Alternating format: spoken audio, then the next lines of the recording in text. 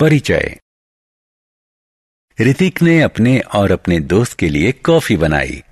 उसने 100 मिलीलीटर पानी, 2 चम्मच चीनी, 2 चम्मच कॉफी पाउडर और 100 मिलीलीटर दूध इस्तेमाल किया।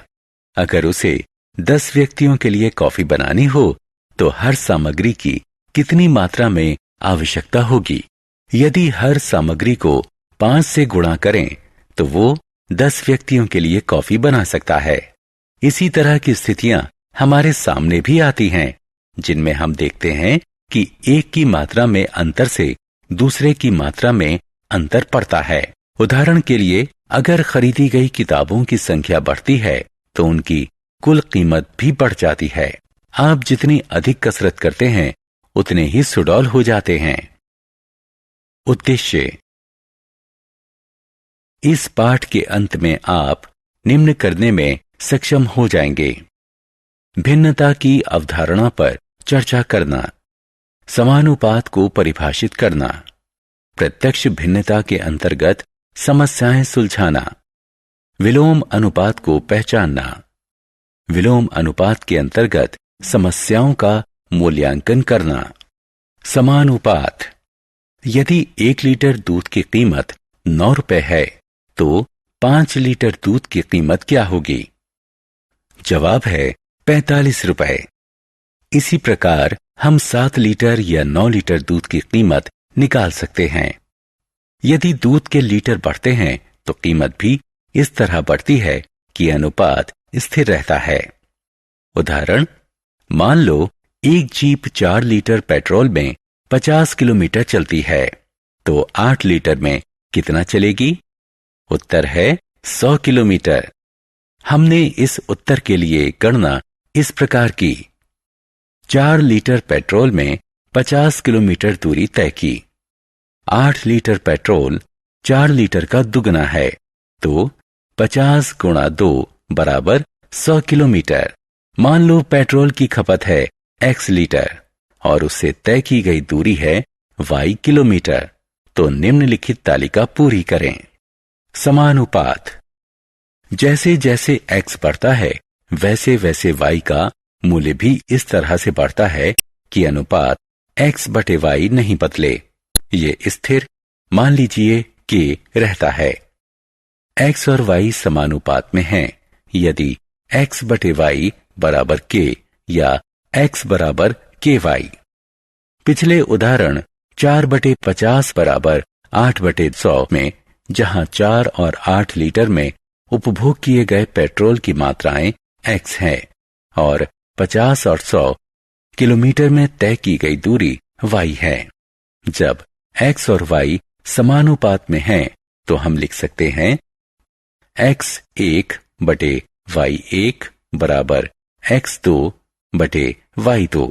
y1 y2 घटा y के मूल्य हैं जो क्रमशः x1 x2 के अनुपात में हैं। उदाहरण 2, 50 मीटर ऊंची एक मीनार की 35 मीटर लंबी परछाई पड़ती है, तो समान परिस्थितियों में उस प्रकाश स्तंभ की ऊंचाई क्या होगी जिसकी 45 मीटर लंबी परछाई पड़ती है? हल। मान लीजिए प्रकाश स्तंभ की ऊंचाई है x मीटर। हम तालिका बनाते हैं जैसे कि नीचे दिखाई गई है। ऊंचाई जितनी अधिक होगी परछाई उतनी ही लंबी होगी, इसलिए ये हुआ समानुपात। हम निम्नलिखित संबंध अपनाएंगे। प्रकाश स्तंभ की ऊंचाई है 64.2 मीटर। यह संबंध इस प्रकार लिखा जा सकता है: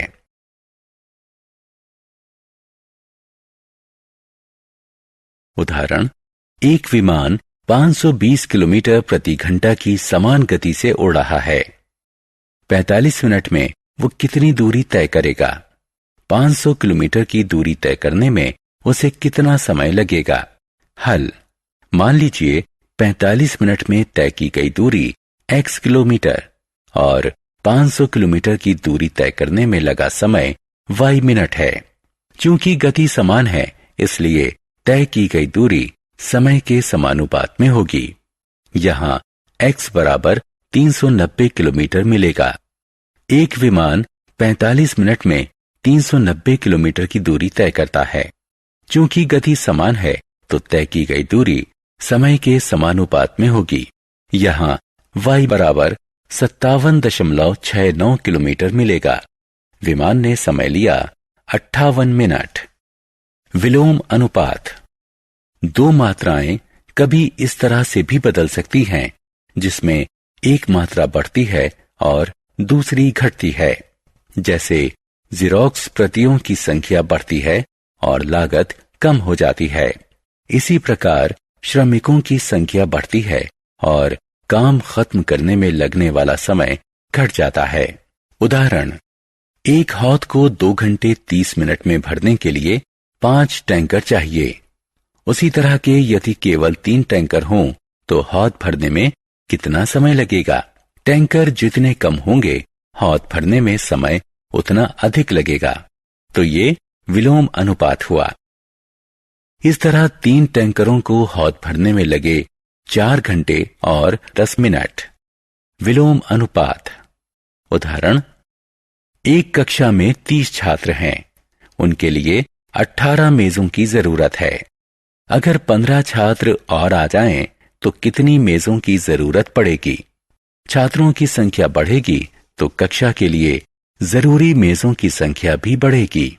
ये समानुपात है। इस तरह जितनी मेजों की जरूरत पड़ेगी वे हैं 27। सारांश।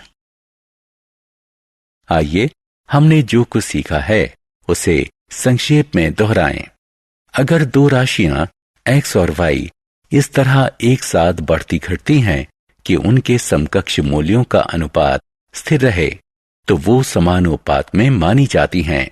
अगर x बटा y बराबर k है, यहाँ k सम संख्या है, तो कहा जाएगा x और y समानुपात में बदलते हैं। ऐसे मामले में यदि y के मूल्य y1, y2 है जो क्रमशः x की x1 और x2 के मूल्य के समकक्ष है, तो x1 बटा y1 बराबर x2 बटा y2। दो राशियां x और y